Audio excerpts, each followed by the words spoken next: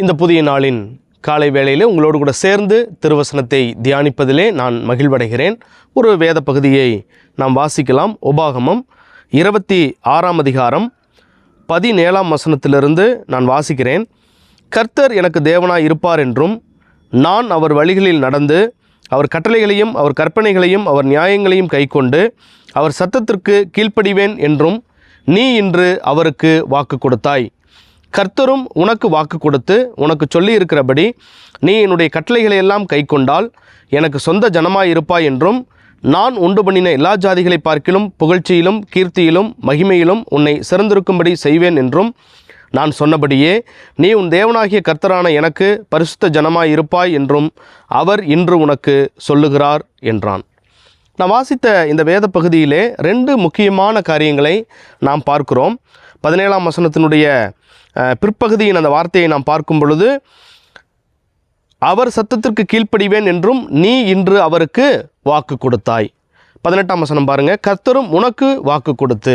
இங்கே 2 விதமான வாக்குகளை நாம் பார்க்கிறோம். முதலாவதாக நாம் கர்த்தருக்கு வாக்கு கொடுத்தது, பிறகு கர்த்தர் நமக்கு வாக்கு கொடுத்தது. பொதுவாகவே இன்றைக்கு கிறிஸ்தவ உலகத்திலே நாம் பார்க்கும் பொழுது இந்த வாக்குத்தத்தம் என்ற ஒரு விஷயத்திலே கிறிஸ்தவர்கள் பெரிய ஒரு ஆர்வம் காண்பித்து வருகிறதை நாம் என்ன செய்கிறோம் பார்க்கிறோம். வாக்குத்தத்தத்துக்கு முக்கியத்துவம் கொடுக்கிறதை நாம் பார்க்கிறோம். ஒன்றுமில்லை, புது வருடத்தை நீங்கள் எடுத்துக்கொண்டால் அதில் பார்த்தீங்கன்னு சொன்னால் காணிக்கை போடுவதற்கு அந்த பை வரும்.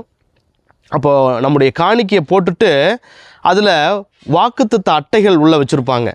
ஒவ்வொரு வசனங்கள் எழுதியிருக்கும். காணிக்கையை போட்டுட்டு அந்த அட்டை எடுத்துக்குவாங்க.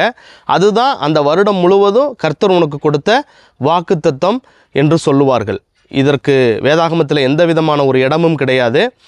அப்படி ஒரு சின்ன ஒரு பையன் காணிக்கையை போட்டுட்டு அந்த வாக்குத்தத்த அட்டையை எடுக்கும் பொழுது அதில் இருந்த வசனம் என்னென்னா, உன் கர்ப்பத்தின் கனியை நான் ஆசீர்வதிப்பேன் என்று சொல்லி வந்ததாம். இதெல்லாம் அவ்வளவு சரியான ஒரு விஷயமாக இல்லை. ஆனால் தேவன் வாக்குத்தத்தம் பண்ணி இருக்கிறார். அவர் பொய்யுரையாதவர்.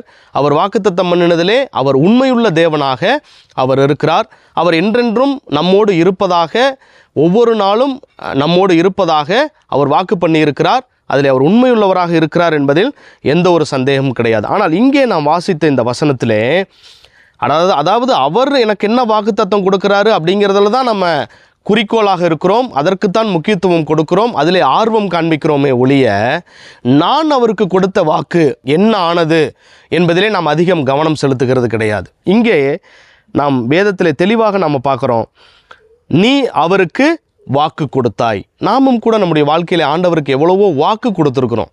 ஆண்டவர், இந்த வருடத்தில் நான் இப்படிலாம் இருப்பேன், கடந்த வருடம் இருப்பதைப் போல் நான் இந்த வருடம்லாம் நான் இருக்க மாட்டேன் அப்படின்னு சொல்லி நிறையா நம்ம என்ன செய்கிறோம், வாக்கு கொடுக்குறோம். ஆனால் அந்த வாக்கு கொடுப்பதிலே நாம் எவ்வளவு உண்மையுள்ளவர்களாக இருக்கிறோம். தேவன் தம்முடைய வாக்குத்தத்தத்தை நிறைவேற்றுவதிலே அவர் உண்மையுள்ளவர். ஆனால் நாம் தேவனுக்கு கொடுத்த வாக்கிலே எவ்வளவு தூரம் நாம் உண்மையுள்ளவர்களாக இருக்கிறோம் என்பதை நாம் சிந்தித்து பார்க்க வேண்டும். இங்கே நம்ம பார்க்குறோம், அவர் எனக்கு தேவனாக இருப்பார். 3 முக்கியமான காரியங்கள். அவர் எனக்கு தேவனாக இருப்பார், நான் அவருடைய வழியில் நடப்பேன், அவருடைய வார்த்தைகளுக்கு அவருடைய சத்தத்திற்கு கீழ்ப்படிவேன் என்று நீ அவருக்கு வாக்கு கொடுத்தாய்.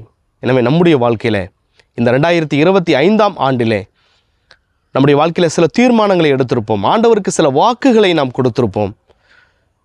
வாக்கு கொடுப்பது ரொம்ப சுலபமான ஒரு காரியம். ஆனால் அதை நம்முடைய நடைமுறை வாழ்க்கையிலே கடைபிடிப்பதற்கு, கைக்கொள்வதற்கு, அதற்கு கீழ்ப்படிவதற்கு, அதற்கு ஒப்பு கொடுப்பதற்கு நாம் எந்த அளவுக்கு முயற்சி எடுக்கிறோம். ஒரு ஆறு இருந்ததாம். அந்த ஆற்று ஓரத்திலே ஒரு மரம் இருந்தது. அந்த மரத்திலே 3 தவளைகள் இருந்ததாம். அந்த 3 தவளையில் ஒன்று ஆற்றுல குதிப்பேன்னு சொல்லி முடிவெடுத்துச்சு. இப்போ அந்த மரத்தில் எத்தனை இருக்கும் அப்படின்னு கேட்டால் உடனே டக்குன்னு ஒரு பதில் சொல்லுவோம், அந்த மரத்து மேலே இப்பயும் எத்தனை தவளை இருக்கும், 2 தவளை தான் இருக்கும் அப்படின்னு சொல்லுவோம். ஏன், ஒன்று தான் ஆற்றுல குதிச்சிருச்சுல்ல அப்படிமோ. ஆனால் நீங்கள் கவனமாக அந்த கேள்வியை கவனித்து பார்த்தீங்கன்னா தெரியும், ஒரு ஆத்தோரத்தில் ஒரு மரம், அதில் 3 தவளை, ஒன்று குதிப்பேன்னு முடிவு எடுத்துச்சு. இப்போ மரத்தில் எத்தனை தவளை இருக்குன்னு கேட்டிங்கன்னா அதே 3 தவளை தான் இருக்கும். ஏன் தெரியுமா, அந்த ஒரு தவளை முடிவு தான் எடுத்துச்சு, தீர்மானம் தான் செஞ்சுச்சே ஒழிய அது ஆற்றுல குதிக்கலை. நம்முடைய வாழ்க்கையிலும் கூட அப்படி தான் நிறைய தீர்மானங்கள் எடுக்கிறோம், நிறைய முடிவு எடுக்கிறோம். உணர்ச்சி வசப்பட்ட நிலைமையில் நிறைய காரியங்களை செய்கிறோம். ஆண்டவருக்கு நிறைய வாக்கு கொடுக்குறோம். ஆண்டவரே, இந்த வருடம் முழுவதும் நீர் மாத்திரம்தான் என்னுடைய தேவன், நீ உம்மை தவிர அந்த இடத்துல வேற யாரையும் நான் கொண்டு வர மாட்டேன், உம்முடைய வழிகளில் நடப்பேன், உம்முடைய சத்தத்திற்கு நான் கீழ்ப்படிவேன் அப்படின்லாம் நிறைய வாக்கு கொடுக்குறோம். ஆனால் கொடுத்த வாக்கு என்னாயிற்று என்பதுதான் தேவனுடைய கேள்வியாக இருக்கிறது. எனவே அவர் வாக்குத்தத்தம் பண்ணினதிலே அவர் உண்மையுள்ளவர். அதை பற்றி எந்த பிரச்சனையும் எந்த சந்தேகமும் நமக்கு வேண்டாம். ஆனால் நான் அவருக்கு கொடுத்த வாக்குத்தத்தம் என்னவாயிற்று? நம்முடைய வாழ்க்கையில் நாம் சிந்திப்போம். இந்த வருடத்திலே நாம் தீர்மானம் எடுத்திருக்கிறோம், அது நல்லது, அதை தேவன் கனம் பண்ணுகிற தேவனாக இருக்கிறார், அதில் பிரியப்படுகிற தேவனாக இருக்கிறார். ஆனால் தீர்மானத்தோடு நின்று விடாமல் நாம் கொடுத்த வாக்குத்தத்தம், நாம் தேவனுக்கு நாம் கொடுத்த வாக்கு, அதில் உண்மையுள்ளவர்களாய் நடக்க தேவன் நம்மை பலப்படுத்துவாராக. ஆமேன்.